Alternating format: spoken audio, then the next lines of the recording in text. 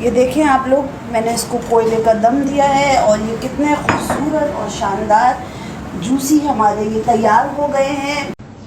السلام علیکم ویورز، میں ہوں مونا یامین اور آپ لوگ دیکھ رہے ہیں ملن ریسیپی فوڈ۔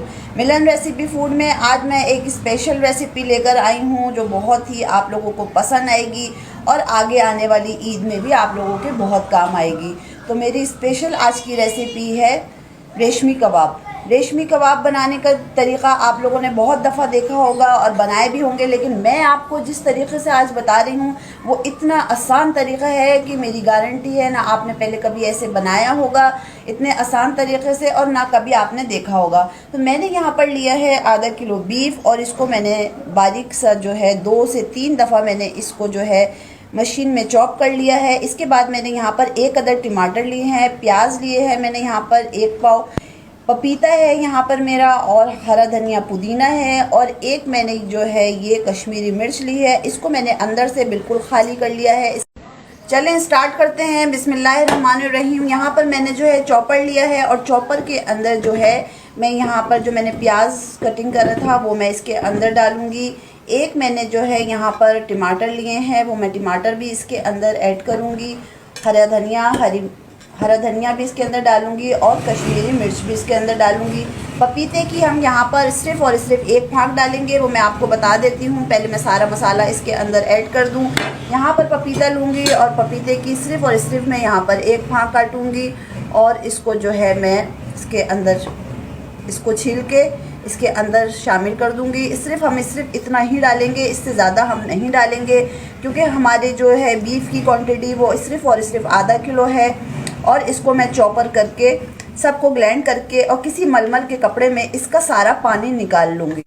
1 ٹی اسپون میں اس کے اندر دہی ایڈ کروں گی اور اس کے بعد اس کو جو ہے میں چاپر میں سے سارا مسالہ ہم نے جو ہے ایک ململ کے کپڑے میں، یا آپ کے پاس نیٹ ہے تو نیٹ کے کپڑے میں آپ ڈال کے آپ دیکھ سکتے ہیں، ہم اس کے سارے جو ہم نے مسالہ چاپ کرا تھا ہم اس میں سے پانی اچھی طرح نکال لیں گے۔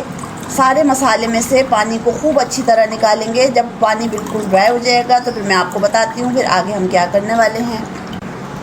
تقریباً آپ دیکھ سکتے ہیں اتنا پانی ہمارا سارا ہم نے اس میں سے سب نکال لیا ہے، کیونکہ ہم اس میں پانی نہیں شامل کر سکتے مسالے میں۔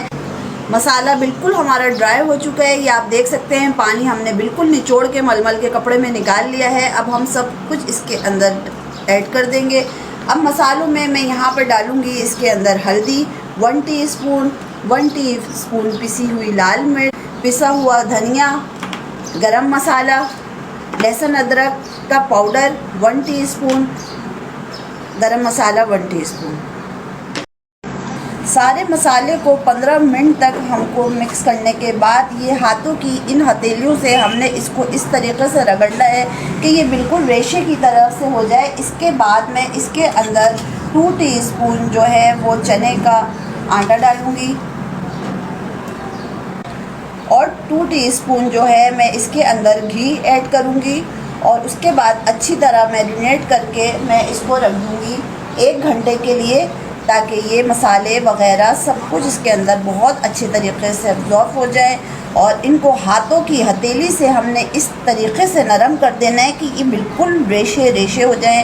اگر آپ نے ابھی تک میرا چینل سبسکرائب نہیں کرا اور ویڈیو میں ابھی آپ نئے آئے ہیں تو ویڈیو کو سبسکرائب کریں تاکہ آنے والی ہر نئی ویڈیو آپ کو مل جائے۔ 1 گھنٹہ ہو گیا ہے، میں نے اب فریج میں سے اس کو نکال لیا ہے۔ آپ یہ دیکھ سکتے ہیں کہ یہ کتنا اچھا اس کا ٹیکسچر تیار ہو گیا ہے، مطلب بالکل چکنا چکنا سا، تو سمجھ لیں کہ یہ ہمارا بہت زبردست اس کا ٹیکسچر تیار ہو چکا ہے۔ اب ہم اس کو بنائیں گے، تو آپ دیکھیں میں کس طریقے سے بناتی ہوں، بالکل اسی طریقے سے میں بناؤں گی۔ اکثر آپ نے شادیوں میں بالکل کھایا ہوگا، بالکل اسی طریقے سے، نہ مجھ کو یہاں پر پانی لگانے کی ضرورت ہے نہ مجھے گھی لگانے کی ضرورت ہے، ویسے ہی اس کے اندر جو ہاتھ میں گرش تھا یہ ہو چکا ہے۔ اب اس طرح کی ہم کوئی چیز لے لیں گے گول شیپ میں، آپ اس طریقے سے کچھ بھی لے لیں، یا آپ چاہیں تو ہاتھوں کی شیپ سے بھی آپ اس کو بہت اچھا تیار کر سکتے ہیں۔ میں نے یہاں پر اس طریقے سے کوئی چیز لے لی ہے۔ یہ دیکھیں میں نے اس طریقے سے اس کو تیار کر لیا ہے، اور اب ہم بڑے آرام سے اس کو نکال لیں گے تو یہ ہماری اس شیپ میں تیار ہو جائے گا۔ اس کو ہم ہلکا ہلکا ہاتھوں سے تھوڑا تھوڑا ٹھیک کر لیں گے۔ یہاں پر میرے سارے کباب جو ہیں اس طریقے سے میں نے تیار کر لیے ہیں، بہت ہی زبردست ہے۔ اب میں اس کو فرائی کرتی ہوں، تو آپ ہمارے ساتھ رہیں۔ آئل ہمارا جو ہے وہ گرم ہو چکا ہے، اب ہم اس کے اندر سارے کباب ڈالیں گے اس طریقے سے۔ فلیم کو ہم تھوڑا سا اور تیز کریں گے، اور اس میں جتنے کباب آ سکتے ہیں تقریباً ہم اس کو اس کے اندر فرائی کریں گے۔ تقریباً 5 سے 6 کباب اس کے اندر آرام سے ایک ہی دفعہ میں فرائی ہو جائیں گے۔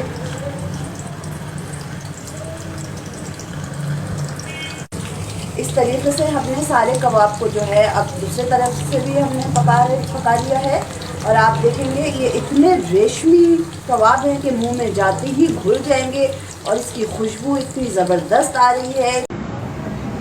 یہ دیکھیں آپ لوگ، میں نے اس کو کوئلے کا دم دیا ہے، اور یہ کتنے خوبصورت اور شاندار جوسی ہمارے یہ تیار ہو گئے ہیں، بہت ہی زبردست۔ آپ کھائیں گے اور بار بار مجھے بتائیں گے کہ آپ کو یہ کیسے لگے۔ یہ بہت ہی زبردست سے تیار ہو گئے ہیں، آپ ضرور ٹرائی کریے گا اور مجھے ضرور بتائیے گا کہ آپ کو میری یہ ریسیپی کیسی لگی۔ اگر آپ نے میرے چینل کو ابھی تک سبسکرائب نہیں کرا تو سبسکرائب کریں، لائک کریں، شیئر کریں، مجھے ضرور بتائیں کہ آپ کو میری یہ ریسیپیز کیسی لگی۔ اس کو ایک دفعہ ضرور ٹرائی کریے گا، مجھے ضرور بتائیے گا کہ آپ کو میری یہ ریسیپی کیسی لگی۔